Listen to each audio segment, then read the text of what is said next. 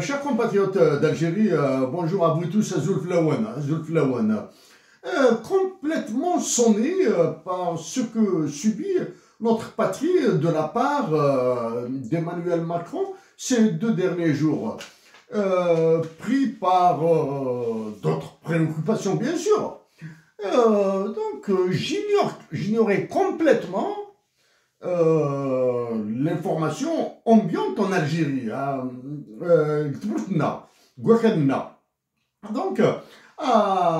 Donc, hier j'ai réagi au comportement très altier de Dominique de Villepin vis-à-vis de notre pays. Hein. Et ensuite, je découvre 2 autres chocs. Le choc de Benjamin Stora, je subis 2 autres chocs.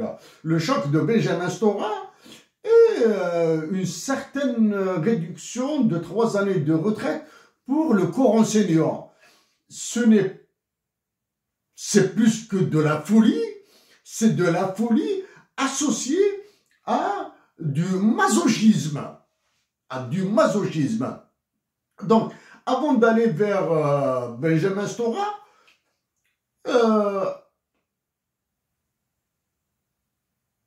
des économistes de réputation mondiale me forcent à les respecter. Hein. Parmi eux, il y a Jean-Jacques Hanoff, Jean-Claude Galbraith, Thorstein Veblen, le socialiste Alexander Chayanov, c'est un russe. Mais parmi ces économistes de réputation mondiale, il y a ceux qui me laissent plutôt indifférent. Je dirais indifférent. Exemple, comme Joseph Stiglitz, comme Amartya Sen. C'est un économiste que j'adore lire. Il a une écriture extrêmement complexe, mais plus je le lis, plus je le déteste. Mais je lis Amartya Sen. Il y a une nouvelle race d'économistes, une nouvelle vague d'économistes comme Stephanie Kelton, comme Mariana Mazzucato, qui forcent le respect là. Hein. Donc, le côté économique, les économistes du Fonds monétaire international et de la Banque mondiale, d'autant plus qu'ils sont très politisés, au service de la France essentiellement, sont loin de m'impressionner. Ils sont très loin de m'impressionner. Hein. Je dis bien, les économistes pratico-pratiques du FMI et de la Banque mondiale. Hein.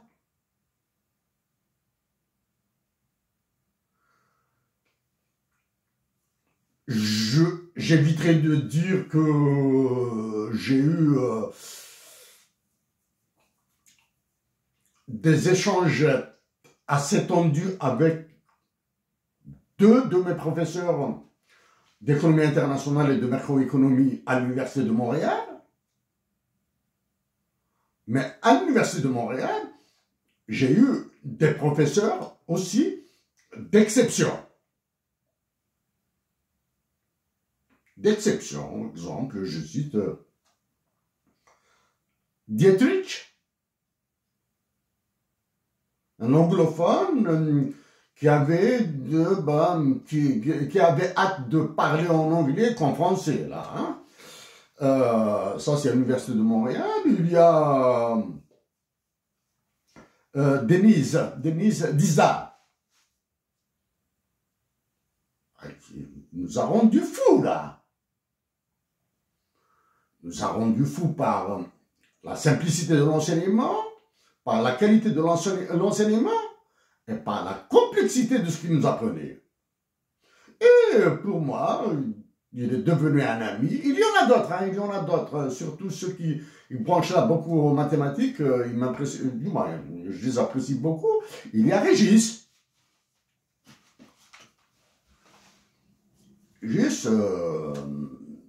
Régis demeure hors norme pour moi. Hein. Il y a une relation d'amitié s'est développée avec lui quand parlions de certains aspects assez complexes de la chose. Hein? C'est lui qui m'a appris. C'est là. L'un des économistes qui m'ont dit à propos de mon pays, de notre pays, l'Algérie, « Chérif, tu t'intéresses à ça? D'accord. Si les mecs de la Banque mondiale et du FMI restent plus de 3 jours à Alger, cela veut dire qu'ils ont mis votre pays dans le bloc opératoire pour l'opérer sans anesthésie. » Ça, c'est Régis qui me l'a dit. Deuxième, il a dit que derrière chaque dollar américain, il y a un missile.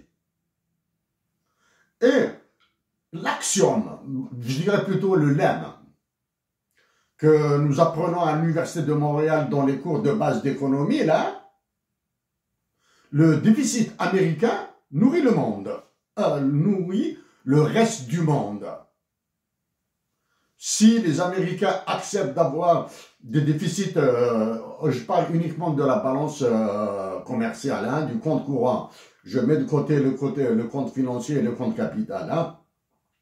S'ils acceptent un déficit de leur compte courant dans la balance commerciale, cela signifie qu'ils nourrissent le reste du monde. Donc, en parlant de ça, toujours, je reviens, mon problème, c'est Benjamin Stora. Hein. Je vous ai montré que la balance commerciale de l'Algérie est dans un état des plus lamentables et que la position internationale de l'Algérie est plus que désastreuse. Elle est cataclysmique, etc. Donc la balance commerciale de l'Algérie étant négative, cela signifie que l'Algérie nourrit ses partenaires commerciaux. Et le premier partenaire commercial qu'elle nourrit, qui est proche de nous, c'est la France. Le deuxième, c'est l'Italie. Bon, pour le côté chinois, c'est très, très mafieux. Je l'aborderai, je reviendrai à l'aspect mafieux du commerce international de l'Algérie. Donc maintenant, chers compatriotes, je reviens à Benjamin Stora. Benjamin Stora, bonjour à vous tous, par correction et respect d'un Algérien envers un étranger, d'un Algérien envers ses compatriotes algériens, envers toutes les personnes avec qui il échange. Donc, je vous salue respectueusement. Je vous rappelle que je suis en guerre contre Emmanuel Macron depuis 2016. Ça va faire bientôt 9 ans. C'est déjà 9 ans. Avec vous, je vous ai sonné les cloches à au moins 2 reprises. À au moins 2 reprises. Maintenant que vous... Il est légitime de votre part de vous soumettre à votre roi président Emmanuel Macron. Il est légitime de votre part. Je travaille pour la France, je défends les intérêts de la France, et actuellement, mon roi Emmanuel Macron me donne des ordres, je les exécute. C'est légitime.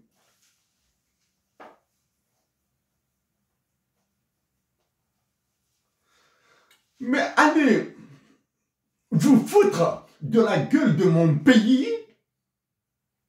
ça, c'est encore naturel de votre part. Mais c'est indigne. Ce serait indigne de ma part de ne pas réagir. Benjamin Stora, vous êtes un tout petit pion là, vous êtes un tout petit pion dans toute la logique de la France vis-à-vis de l'Afrique. Vous êtes un pion insignifiant. Vous êtes comme un électron qu'on accélère. On l'accélère, hein. C'est tout. Vous êtes comme un électron qu'on accélère un petit peu, il va dégager une certaine chaleur, il va dégager une certaine tension, voilà, un peu, sans plus. Question simple clair, net et limpide. Est-ce que dans vos notes, dans vos rapports, dans vos propositions à votre roi de France, Emmanuel Macron, est-il mentionné l'abrogation de l'article 6 du traité de l'Atlantique Nord? The article 6 of the NATO, the North Atlantic Treaty Organization. Okay? Est-ce que l'abrogation de cet article figure dans vos propositions?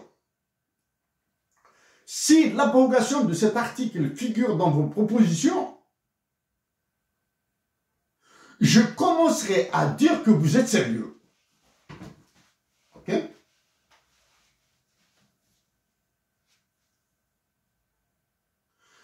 J'éviterai de revenir sur les crimes contre l'humanité, les crimes de guerre commis par la France en Algérie et dans toute l'Afrique. J'éviterai de revenir sur ça, c'est une salade, sur les essais nucléaires avec lesquels vous nous fascinez dans votre interview avec, sur la télévision algérienne. Ça c'est de la vie. Ce sont de vieux problèmes qui demandent des solutions immédiates. Quel est votre poids dans le jeu politique français, actuellement balancé vers l'extrême droite, utilisé par ceux qui décident à Alger? Je vous dis que j'ai qualifié la présidence de la République algérienne de conciergerie de Macron. Ok? Et il n'y a qu'Emmanuel Macron, l'unique président au monde à avoir convoqué l'état-major de l'armée algérienne. D'accord?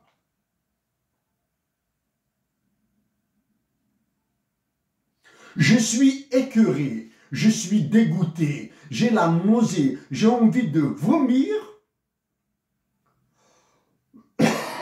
en m'adressant à vous. Je vois la réplique à la française là. Puisque vous avez envie de vomir, puisque vous avez des nausées de m'adresser à moi, pourquoi le faites-vous? Parce qu'il faut que quelqu'un le fasse. Parce qu'à Alger, mes compatriotes sont sous une dictature terrible. Ils sont effrayés, ils sont terrorisés. Je parlerai de terrorisme après. Ils sont terrorisés, ils ne peuvent pas réagir, sans peur. Dois-je vous dire que j'ai parlé d'un tribunal Nuremberg contre la France dans ce qu'elle a fait en Algérie?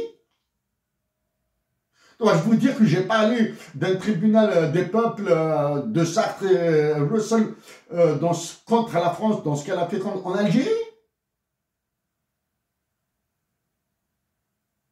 Oui, nous avons besoin de solder ces comptes-là. Nous devons les solder pour avancer mieux. Pour que la nation algérienne et la nation française avancent mieux, là. Benjamin Stora, s'il vous plaît, arrêtez de dire, de vous exposer dans les médias internationaux, algériens surtout, en Algérie, alors que vos semblables universitaires algériens sont absents. Il n'y a pas de débat. Donc, vous faites dans un soliloque, dans une péroraison, etc., sans fin. Moi, je suis prêt à vous rencontrer. Parce que je suis libre de mes déplacements. Savez-vous que pendant que vous racontez vos salades sur la télévision algérienne, savez-vous ce qui s'est passé à Alger? Plus que du masochisme. C'est un masochisme schizophrénique ou quelque chose comme ça. Il faudrait que les psychiatres trouvent un autre mot pour cette maladie. En Algérie, 3 années de travail pour bénéficier de la retraite ont été réduites de la durée légale de travail des enseignants. 3 années. C'est-à-dire, au lieu qu'un enseignant travaille jusqu'à 60 ans, il travaille jusqu'à 56 ans, 364 jours, et il sera en retraite. 3 ans. Alors qu'en France, vous parlez de l'allongement de la durée de cotisation à la retraite. Dans mon pays, un pays laminé par la stérilité productive, à cause de celui qui se prend pour le président, à cause de ceux qui se prennent pour des généraux d'état-major. C'est de la folie. J'ai une excellente maîtrise des chiffres de l'éducation en Algérie depuis 2014. Bon. Je suis de très près certaines lois qui portent sur des chiffres en Algérie, comme l'augmentation des salaires. Benjamin Stora, j'ai l'impression,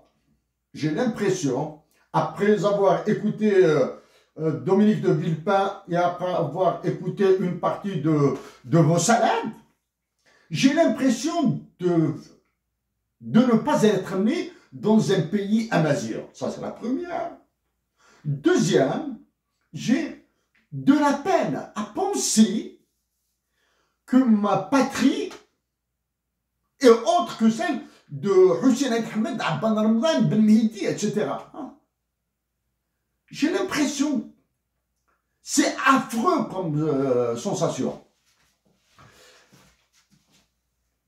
Benjamin Stora, cette fois-ci, vous avez évité le mot rente. Ce sont les Français qui tirent une rente de la guerre d'Algérie, ce ne sont pas les Algériens. Du moins, l'État algérien, c'est-à-dire ces généraux, ceux qui se prennent pour des présidents, etc., ont détruit une richesse. Voilà. La richesse, pas mémorielle, pas mnésique, la richesse universelle. Parce que la révolution algérienne et la guerre de libération algérienne sont un patrimoine universel. Ils l'ont détruit. Vous, en France, du moins dans les enjeux politiques, à chaque fois qu'il y a un enjeu politique, chaque fois qu'il y a une course électorale, etc., la guerre d'Algérie. Donc, vous tirez bénéfice, vous exploitez, vous tirez jusqu'à la corde. La guerre d'Algérie pour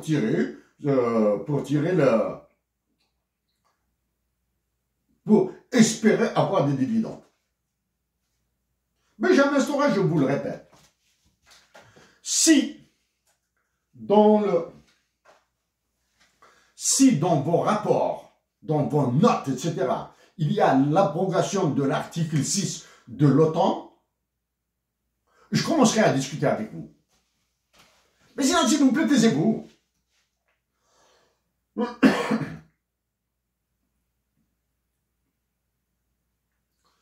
Vous avez utilisé une expression. Bon,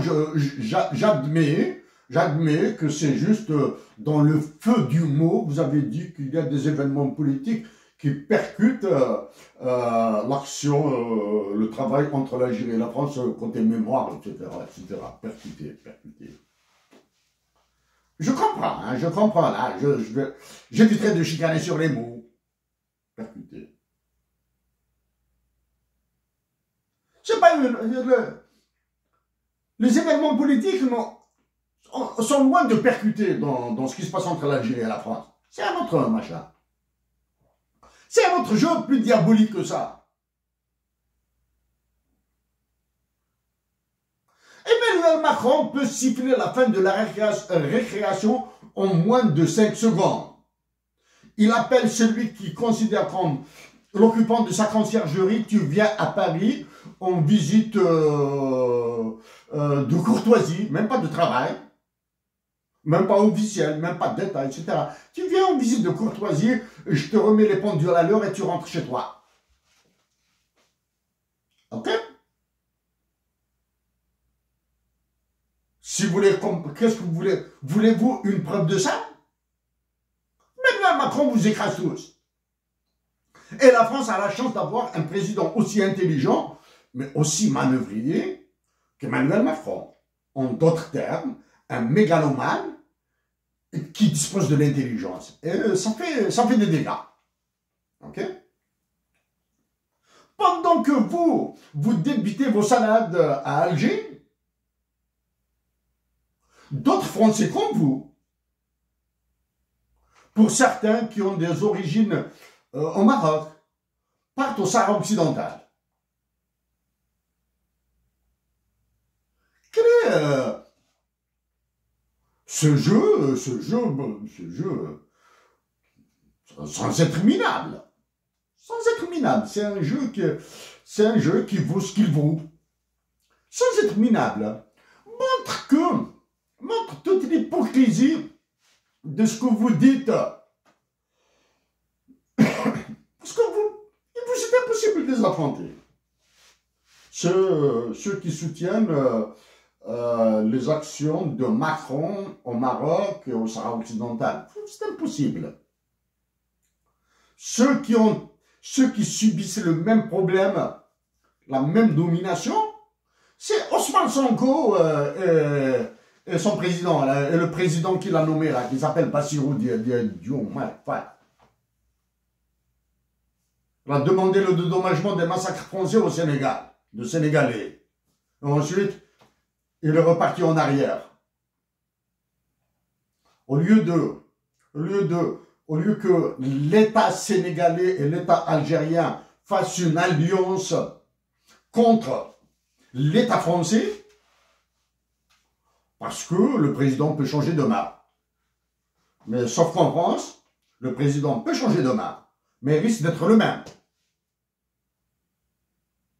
Ce sera le nouveau président Emmanuel Macron, roi de France et de ses colonies africaines, dans une 5e République, 6e République. Il va vous balancer une révision de la Constitution et il va rentrer dans l'histoire. Le créateur de la 6e République en France, c'est Emmanuel Macron. Voilà. Il est dans cette logique de mégalomanie. Ouais. Donc, au lieu que le dirigeant du Sénégal et le dirigeant algérien s'allient pour exiger de la France, de l'État français, parce que ça me dérange de dire la France, hein, de l'État français, qu'il paye pour ce qu'il a fait en Algérie. Qu'il paye pour ce qu'il a fait au Sénégal, entre autres. Pour que l'État français paye. Hein? Vous nous faites sortir des salades. Vous avez là.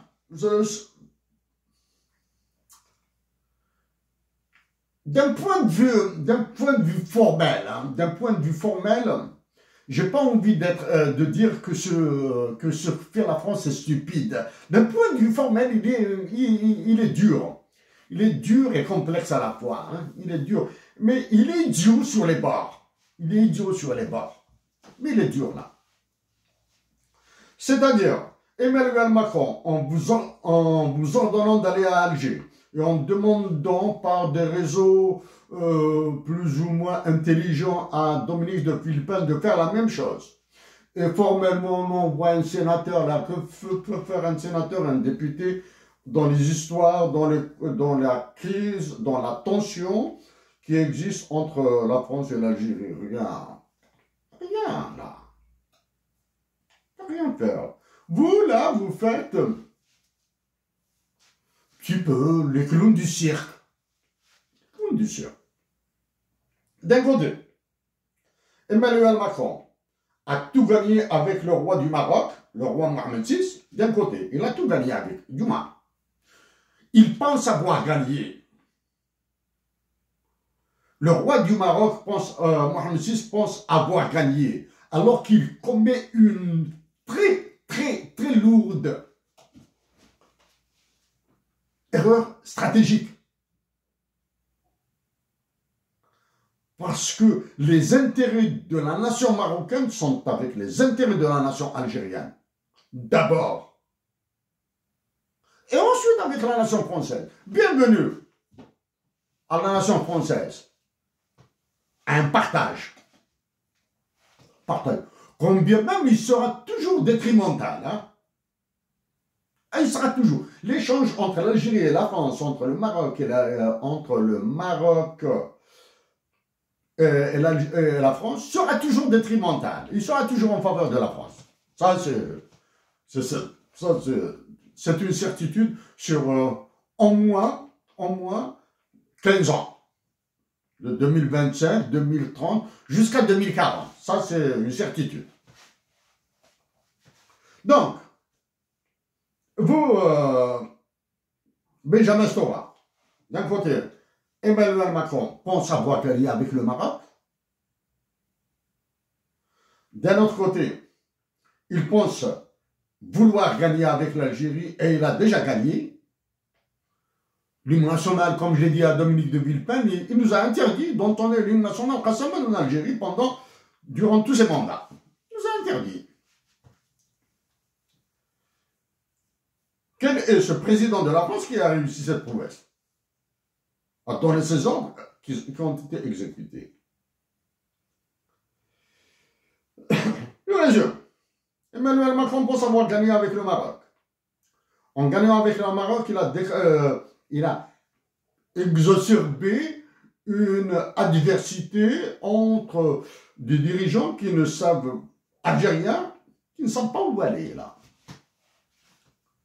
Parce que à ce jeu d'Emmanuel Macron au Maroc, l'État algérien aurait pu proposer un jeu meilleur. Un jeu meilleur. La question du Sahara occidental sera réglée, doit être réglée, comme je l'ai dit à Dominique de Villepin. Nous avons un quasi-peuple sahraoui en Algérie, là.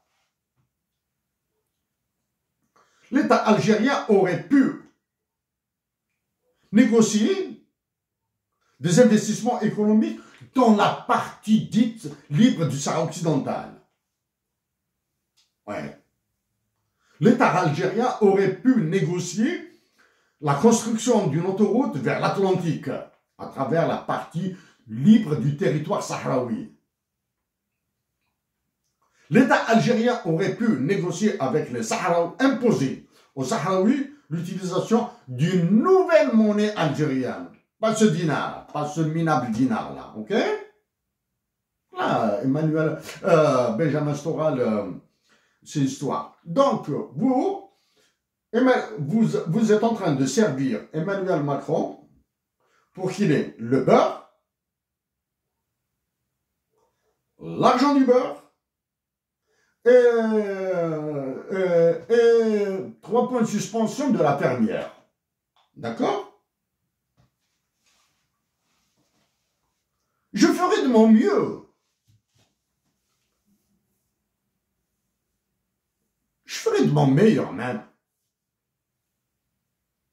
Pour faire sortir mon pays de cette misère dans laquelle il a été mis par Emmanuel Macron à cause de la faiblesse d'Alger. Alger entre guillemets. D'accord? Mais jamais sera d'un point de vue historique maintenant. Il y a assez longtemps, ici à Montréal, je l'ai dit et je le répète, j'ai assisté à une conférence internationale sur les révolutions à l'Université du Québec à Montréal. Dans cette conférence internationale, il y avait un professeur américain d'histoire des révolutions américaines. Si mes souvenirs sont bons, c'est un professeur de l'Université d'État du Wisconsin. Il y avait des professeurs d'histoire français. Il y avait d'autres nationalités et il y avait l'Algérien Daoud Jabal. J'étais là-bas. On ne m'a pas raconté là. J'étais présent. Un esclandre s'est déclenché entre Daoud Jabal et les historiens français. C'est Daoud Jabal qui a gagné parce que apparemment les historiens français, comme toujours dans cette suffisance qui vous caractérise, sont orientés plutôt à droite. J'ai assisté. La révolution algérienne et la guerre de libération nationale algérienne demeureront un patrimoine universel, ça, que vous soyez d'accord ou pas, peu importe. Ça, c'est la première. 2. La révolution algérienne et la guerre de libération nationale algérienne demeureront un os dans les comportements politiques et politiciens de certains Français. 3. Avec de la liberté, la nation algérienne vous déclenchera une autre révolution pour que vous arrêtiez vos massacres dans l'Afrique francophone. Ok? Ça, c'est 3. Benjamin Sora. Je suis parti à Washington et à New York. Et à New York, au plus tard, à l'ONU, j'ai tenu à visiter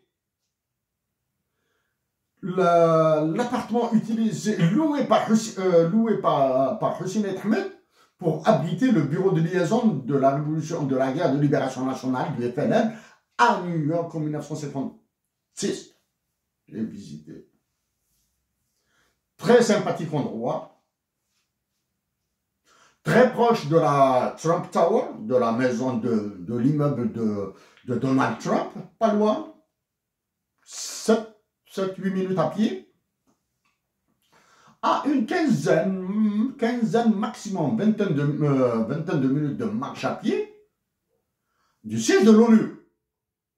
Ça, c'est un moment d'émotion personnelle. Alors, je vais vous dire que je vais...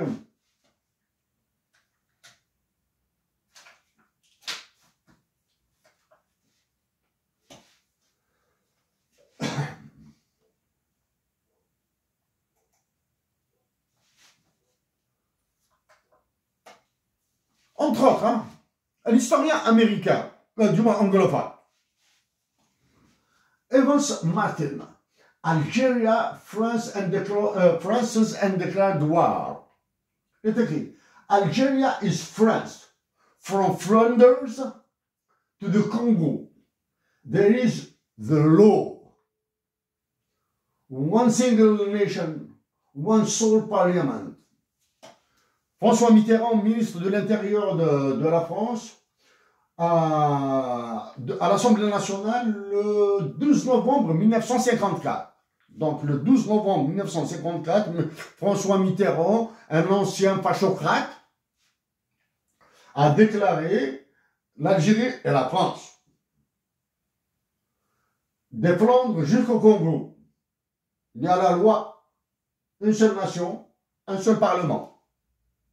D'accord, il y a la loi, d'accord. Il y a une seule nation.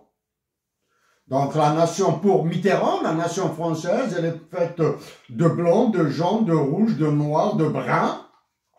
D'accord? Elle est faite de musulmans, de chrétiens, de juifs, de catholiques, d'orthodoxes, d'animistes, de bouddhistes, tout ce que vous voulez là. Ça, c'est en novembre, le 12 novembre 1954. Ok?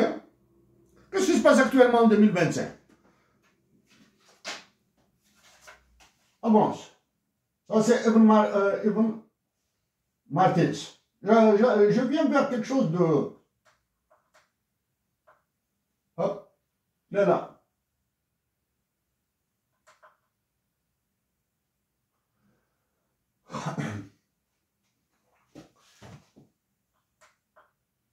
Le 15 février... Benjamin Sora, le 15 février 1957. Il est écrit.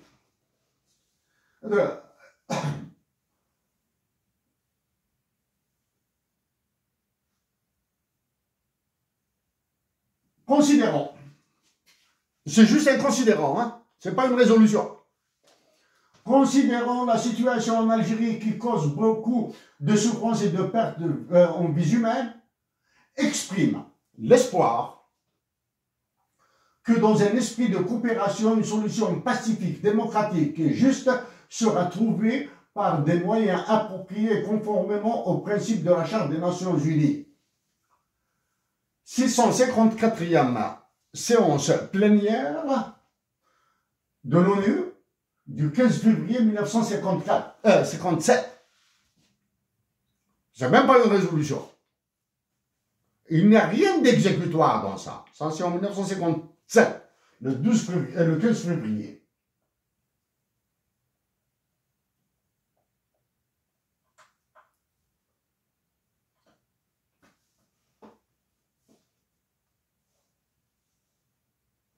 En 1959, c'est la question des réfugiés algériens en Tunisie et au Maroc qui a été posée dans la résolution 1389.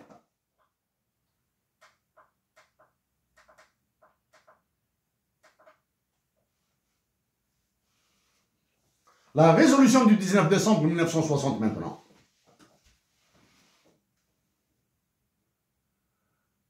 Reconnaît le droit du peuple algérien à la libre détermination et à l'indépendance, reconnaît la nécessité impérieuse de garanties adéquates et efficaces pour assurer le droit de libre justice sur la base du respect de l'unité et de l'intégrité territoriale de l'Algérie.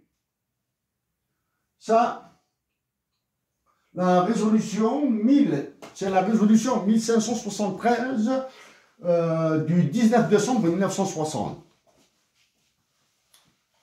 Alors, allez-vous rappeler ces résolutions? Benjamin Stora, il faut arrêter de... Vous pouvez considérer qui que vous voulez en Algérie d'idiot, de stupide, d'incapable, de peureux, tout ce que vous voulez. Vous êtes libre de considérer qui vous voulez comme ça. Mais évitez de prendre la nation algérienne pour the garbage of the humanity. Il faut éviter de considérer que la nation algérienne est le déchet de l'humanité. Si la nation algérienne recouvrait ses libertés, elle relibérera toute l'Afrique. Ceci étant dit maintenant.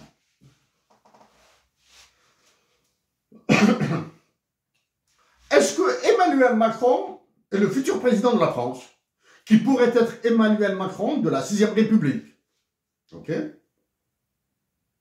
va laisser les Algériens? Non. Faire ça? Non. Emmanuel Macron utilisera le terrorisme. Je le répète, Emmanuel Macron va utiliser l'État français, dirigé par Emmanuel Macron, utilisera le terrorisme pour maintenir l'instabilité dans toutes ces colonies africaines, parce que Emmanuel Macron a aussi sa mégalomanie, il a aussi son intelligence pour prendre sa part en Afrique. Donc, il n'y a pas que les accords de Berlin de 1885, là. Il y aura les accords de l'OTAN de 2025. 2026 peut-être. Ok, il va prendre sa part. Donc il pourra utiliser le terrorisme. Il pourra utiliser le chantage. Tous ces dirigeants africains-là, qui sont ces caniches, même pas. Moins que ces caniches, moins que ces chatons-là, hein, parce que son caniche, on peut l'aimer. Moins que rien. Il peut utiliser le terrorisme. Le chantage. Il peut utiliser les rouages internationaux. Quels sont les rouages internationaux dont je parle? Le Fonds monétaire international et la Banque mondiale. Ok? Il peut utiliser l'OCDE qui est à Paris, là. Okay? Il peut utiliser l'Union européenne. En parlant du Fonds monétaire international et de la Banque mondiale. Je sais qu'ils ont donné des ordres à Alger, là. Je le sais. Ça se voit à travers l'information. Hein. Il suffit de lire une phrase pour tout comprendre. Ma guerre est avec eux, là. Ils veulent massacrer ma nation. Ok? Ils veulent la massacrer. Et Benjamin Stora, je le dirais sincèrement, avec gentillesse et avec, juste pour détendre l'atmosphère. J'espère, Benjamin Stora, j'espère que vous n'êtes pas suffisamment assez idiot,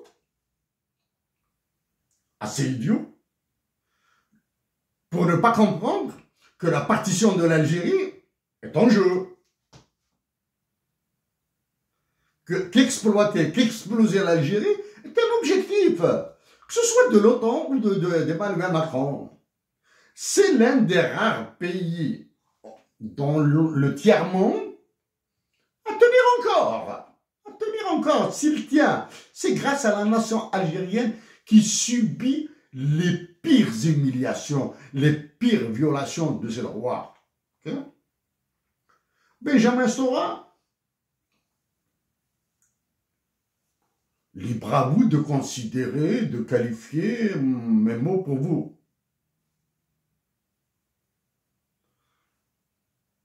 Sans vous demander de m'accorder le droit, ce droit, parce que c'est un droit que j'ai. Si vous êtes patriote, si vous aimez la France, moi je veux être doublement patriote. Je veux aimer ma patrie 2 fois plus que vous. Vers la France, bien sûr. Benjamin Stora. J'ai évité d'aller sur le côté universitaire. Hein. J'ai évité, là, parce que sur le côté universitaire, beaucoup de choses sont à dire. Moi, j'ai la chance d'utiliser des sources anglaises, des références anglaises, américaines et anglaises, d'Angleterre. J'ai utilisé des documents non publics, c'est-à-dire accessibles à travers les réseaux des bibliothèques universitaires de l'Amérique du Nord. Mes compatriotes d'Algérie, au lieu de réduire la durée de cotisation des enseignants de 3 années, une folie. C'est une folie qui n'a aucun sens, une folie indescriptible. J'ai suggéré la réduction du temps de travail des enseignants. Ça, je l'ai suggéré. De tous les travailleurs en Algérie. Ça, je l'ai suggéré. La réduction du temps de travail. Parce que, bon, ça, peut-être c'est un aspect qui vous dépasse. OK? J'ai suggéré l'abandon de l'enseignement de Tamazight dans l'école primaire. C'est du bidon, c'est de la bullshit. It's crap. Mais enseigner Tamazight à l'université et de fort. Pas dans les instituts de littérature, là. Ça, c'est banal, là. Dans la médecine. Dans le droit. C'est là. Là. Donc, j'ai évité le côté universitaire, là. Hein, parce que je veux demeurer accessible à mes compatriotes en Algérie. Benjamin Stora. Je aimais la France. Aimez-la. S'il vous plaît, dites-moi d'aimer plus ma patrie. Merci à vous.